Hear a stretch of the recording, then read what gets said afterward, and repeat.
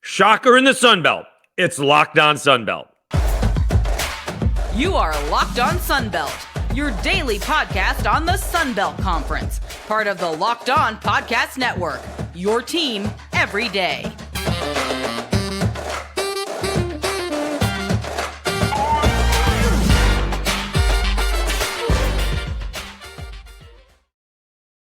Welcome back to another edition of a Locked On Sun Belt, your team every day. I'm your host, Dave Schultz, and today's episode is brought to you by FanDuel Sportsbook, the official sportsbook of Locked On. Make every moment more. Visit FanDuel.com/Locked On to get started today. All right, so in yesterday's episode, I asked, could ULM or Arkansas State pull off the upset? And I didn't think it was going to happen. I did think that Monroe would make it close. I didn't think they'd make it this close. And what ends up being an instant classic. The UL Monroe Warhawks end up taking down Marshall in double overtime. They beat Marshall in double overtime, 86-82, and it is going to go down as an instant classic. A couple things in here. Jamari Blackmon hit a clutch three-pointer in the final 30 seconds of the second overtime, and his 35 points led Monroe past Marshall 86-82. Jamari Blackmon played all 50 minutes of the double overtime victory. But this was a game that Marshall kind of let slip away. Marshall had this game won a couple of times. They had a small lead at half, 33-27, and they had a consistent lead in the second half. Let's see, it got up to 6. Did it get any bigger? It got up to 7 with 8.5 minutes to go. 7 with under 6, with about 6.5 minutes to go. So they had a consistent 2 or 3 possession lead in the ball game, and yet they fell behind. Monroe goes on a little run, takes a 59-58 lead. They were leading. Marshall was leading 54-47 and then fell behind 59-58. So what is that, a 12-4 run by UL Monroe on the road? Unbelievable. And then it goes back and forth at the end. And let's see what happened at the end of overtime. Actually, let's see here. Tavian Kinsey, who he himself, Marshall's leading scorer, he had 25 points in this ballgame, I think. Let's confirm. He had, 28 points. And to lead 4 Marshall guys in double figures, with UL Monroe had 3 in double figures. But Tavian Kinsey makes a jumper to go up by 3. And this is where you get the question, do you foul? Do you send him to the free throw line? Jamari Blackmon makes a 3-pointer, ties the game up 66-all. Now, they'd had a chance to go down the court, and it looks like Kinsey just lost the ball. I'm not exactly sure what happened. He went flailing to make it look like he got fouled, but it didn't look like he got fouled. He just lost the basketball. And we go to overtime. All right. In the first overtime, and it is, again, back and forth. Jamari Blackmon makes a 3 to go up by 3 for ULM. Marshall comes back. They go up by 3, and Andrew Taylor jumper makes it a 72-69 ball game. Key part of this game was Thomas Howell makes the first free throw, misses the second free throw, and it ends up being a slam dunk on here somewhere along the way. I guess I got ahead of myself. So Marshall ends up, let me see here. Marshall ends up taking a 4-point lead. Jamari Blackmon makes 2 free throws with 14 seconds left to go. Maybe I got ahead of myself. Somewhere in there, Monroe ends up getting the dunk. Maybe this is it. Maybe this is the dunk. Jamari Blackmon makes 2 free throws with 14 seconds left to go. Marshall turns the ball over. They're up by 2 with 14 seconds left to go. They turn the ball over on the inbounds pass. As I mentioned, Marshall had many chances to win this ball game, and that's when Thomas Howell had the dunk to tie the ball game up at 74. We go to double overtime. It's a great basketball game. I'm watching this game as South Alabama is coming back down 9 twice. But keeping an eye on the Monroe Marshall game. And again, Jamari Blackmon hits another 3, but then Marshall rattles off 5 straight to take a 2-point lead. Jacob Connor with a 3-pointer, 79-77. Howell with a layup. Howell with another layup.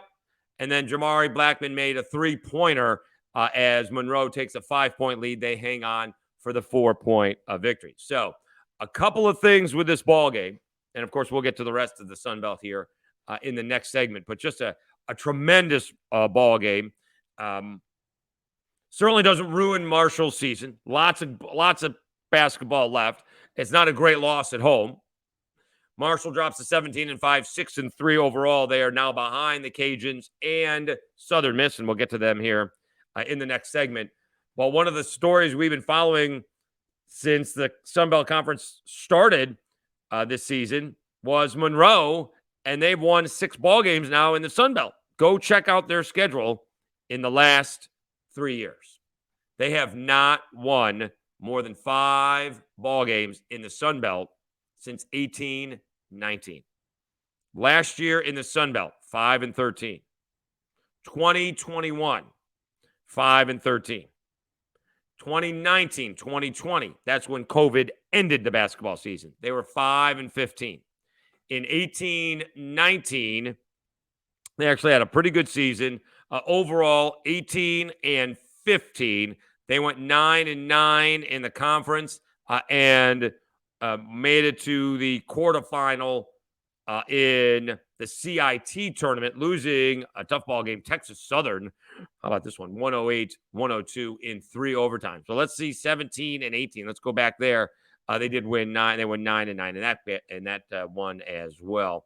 So, but there has not been a whole lot of winning with Monroe. In 16-17, they won 2. So they have not had a lot of success in the Sun Belt recently, and they've already won more games in the Sun Belt this year than they did all of last year. And they've also won more games in the Sun Belt this year than they did out of the Sun Belt. They started out the season 4-9. They had lost to Jacksonville in Florida, 66-55, and all of a sudden reel off road wins against Texas State and Arkansas State. They started out 3-0. They got to 3-1. I don't think they ever started out 4-0, but they could have gone 4-1. I think they've done that one time. They did. I don't know. Have they lost 2 in a row? They did lose 2 in a row. Southern Miss and the Cajuns, which are the 2 top teams in the standings.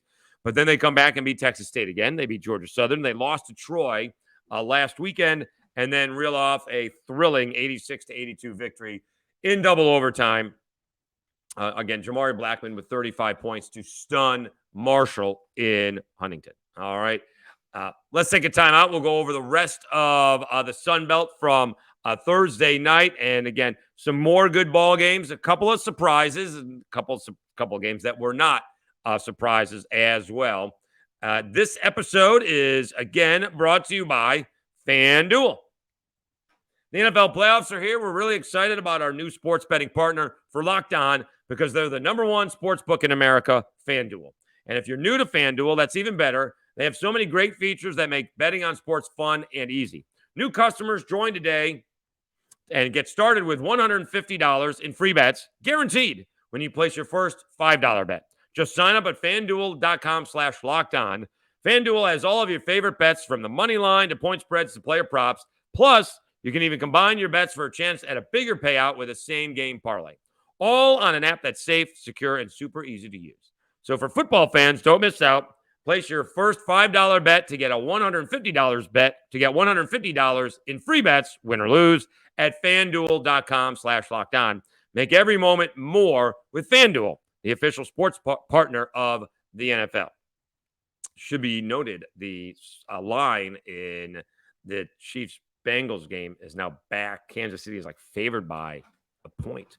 So that's kind of interesting if you're looking to place a bet on that ball game.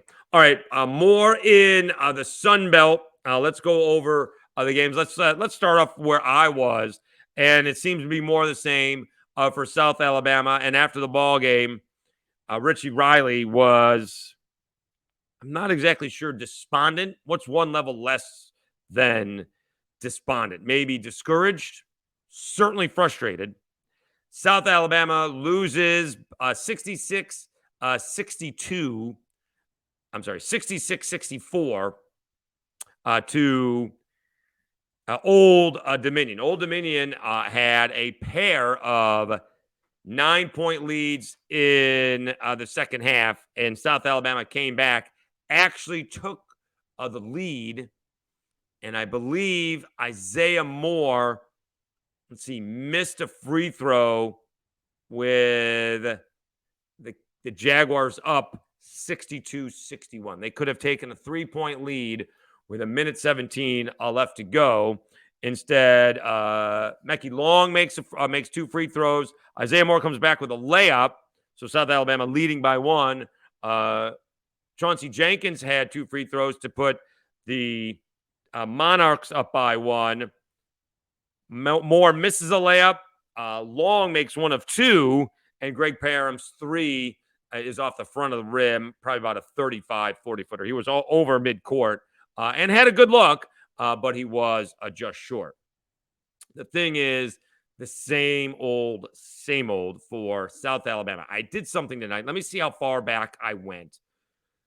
Because, and I know it doesn't mean nearly as much in college basketball as it does in football, but I think only twice this season, and it doesn't have it in this on the website that I'm looking on. It didn't have Alabama A&M, but only twice in like the last 17, 18 games has South Alabama scored on the first possession. I know it doesn't matter. It's not a football game. You get plenty of possessions. Although Richie Riley was talking about how every possession counts. But just looking at the play-by-play, they don't. They either turn it over or they miss almost every time. And that's what happened today. Although, to be fair, Turbo Jones, who turned the ball over, stole the ball and actually went in for a layup on the next possession. Doesn't change the fact that on the Jaguars' first possession, they missed or turned the ball over. They did not score. All right, Isaiah Moore, another good ball game, 8 out of 13, but free throws are costly. 2 for 5 at the line. Greg Parham starting to mimic Moore a little bit, taking shots inside the lane. Still has not hit more than 1 3 in over a month. He was 1 for 6 in this ball game. And Turbo Jones had 11 points. Kevin Samuel sat out, did not play very much. Played 18 minutes, 1 shot, 2 rebounds. He's a double-double. And he only took 1 shot. Jenkins leads Old Dominion with 16. Long had 11. And South Alabama got off to a good start and was up by, I think, like 6. And then Old Dominion just kind of ran away from them, and Old Dominion couldn't put it away. And South Alabama kept on coming back. I mean, time and time again. I saw Dr. Joel Erdman at a media timeout, and I was like, it felt like South Alabama was down 15, and you look up, they're down 8. And they just, again, they keep on coming back. They keep on coming back. They keep on coming back. But now they've lost 4 in a row, and tough losses, which Richie Riley does not make any excuse on. Right? It doesn't matter how much you lose by. He's like, you don't want to lose by 50, but somewhere along the way, we have to figure out how to win these ball games. 3, 4 is 7, 4 is 11, and 2 is 13. So they've lost 4 ball games by a combined 13 points. Again, 3 and 4 is 7, 4 is 11, and 2 is 13. So their last 4 ball games, the Cajuns and Southern Miss, which are the 2 best teams right now in the conference. Coastal Carolina on the road, they lost by 4. And Old Dominion, they lost by 2. Each and every one of those games, they could have won. Not should have, but they absolutely could have won. They did have a shot before overtime against Coastal to win that ball game. All right, let's check out elsewhere in the Sun Belt. A little bit of a surprise. Well, let's go back to the non-upset one that we thought about. Southern Miss takes care of Arkansas State rather easily, 73-57. Pinckney with 18 points. DeAndre Pinckney, 18 points and 7 rebounds and 4 assists. And Southern Miss ran away and hid from Arkansas State. Let's check out the overall team stats. I mean, they both shot just over 40%. Arkansas State was a little bit lower. Free throws were just about the same. Rebounds, Southern Miss dominated 44-26. And Arkansas State had a few more turnovers. So the biggest difference in this ball game was really the rebounding is the difference, including Southern Miss on the boards, 17 offensive rebounds to Arkansas State's just 7. Shooting wise, it was negligible. 3-pointers were negligible. Free throws, 4 more for Southern Miss made. But for the most part, Southern Miss wins that ball game on the boards. As we mentioned, Pinckney had 18 points. Crowley had 12 on just 5 of 11 shooting. All right, let's take one more timeout, and we'll come back and talk about the rest of the Sun Belt. Still so impressed with Monroe's win over Marshall. Marshall has been flirting with danger a little bit, right? They struggled a little bit with, was it Texas State? Who they struggled with? They struggled with Texas State, and then they needed overtime for Arkansas State, and here they lost in double overtime to Monroe. Again, I want to thank you. I do from the bottom of my heart. The station is starting to catch on. It is starting to grow. Please subscribe. If you see it on Facebook, if you see it on Twitter, retweet it. If you see it on Facebook, please like it. Please share it. The numbers are, I'd say, exponentially growing, but it's true because they were kind of low before. But now they are growing, and it kind of feels like it's compound interest when it's on YouTube. And, the more people see it and the more it grows, the faster it gets going. And it gets into the algorithm of YouTube, and it does help. So I do appreciate it. Thank you so much. Looking forward to, again, now covering, more basketball. We'll see about football. Of course, we'll do spring stuff in football when we hear about, quarterback moves or injuries or more transfer portal guys. And then, of course, we got softball coming up in just a few weeks, and baseball's the week after that. So please continue to support the channel. It is free. It is absolutely 100% free. So we do appreciate you supporting it. And again, if you see it on Facebook, like it, share it, retweet it on Twitter. You can like that as well. If you want, again, put in some comments on the YouTube channel. That'll help it as well. I'm happy to answer anything. And if I don't know the answer, I will try to find out. All right. If someone could answer why Mason Harrell is hurt or what he is hurt with, that would be appreciative because I don't know that. I have looked and I can't find it. All right. Let's wrap up this edition of Locked On Sunbelt. Elsewhere in the Sunbelt, I don't know about a surprise, but maybe just the way it got done, the Cajuns hammered Troy. I am shocked at that. Not that the Cajuns beat Troy, but that they hammered them 41-17 at halftime. 41-17 at halftime. Wow. Cajuns beat Troy 72-57. And obviously, the Cajuns now appear to be the best team in the conference. They're 7-2, I believe, also with Southern Miss. Let's see here. Greg Williams had 21 points. I didn't even see. And how about this? Jordan Brown didn't play. Now we got to look that up. Jordan Brown didn't play today, and it was all Cajuns. Lewis had 14 points. Fulks had 12 points. And Kobe Julian, good to see him. He's had, like 2 or 3 knee surgeries since he's been with the Cajuns. He had 11 points off the bench for the Cajuns. But how about that? Not only did the Cajuns destroy Troy in the first half, 41-17, they did it with maybe the player of the year not playing, Jordan Brown. So we got to find out what happened to him. Maybe we'll have an answer for you on Monday. All right. So that's an interesting note there. App State over Georgia State, 71-59. App State again jumps out to a big halftime lead, 15 points. Georgia State having a difficult time playing on the road. James Madison holds off Coastal Carolina, 75-69. And here's the other surprise, a little bit of a surprise. Texas State does take down Georgia Southern 70-67. And again, no Mason Harrell. So we're trying to figure out, he came out a few games ago, I think against Marshall, and has not played since. He played the first half against Marshall, did not play the second half, and hasn't played in the last two ball games. Let's see who we have here for Texas State. Caesar coming off the bench, leading Texas State with 23 points. Don't see that very often. Caesar had 23 points. Coleman was the second leading scorer for Texas State with 16. Mason had 12 and Morgan had 10. Those were the starters.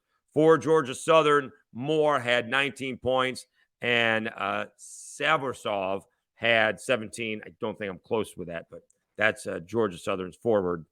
He had 17 points. But again, one a night in the Sun Belt. Congratulations to Keith Richard and his ULM Warhawks with a huge win. Also, a big win for the Cajuns. Let's look. Southern Miss also with a win. So quickly, why don't we go over the updated standings? Southern Miss and the Cajuns both 7-2. Marshall and Monroe just hanging around, one game back, each 6-3. James Madison, Troy, App State, Georgia Southern, all 2 games back.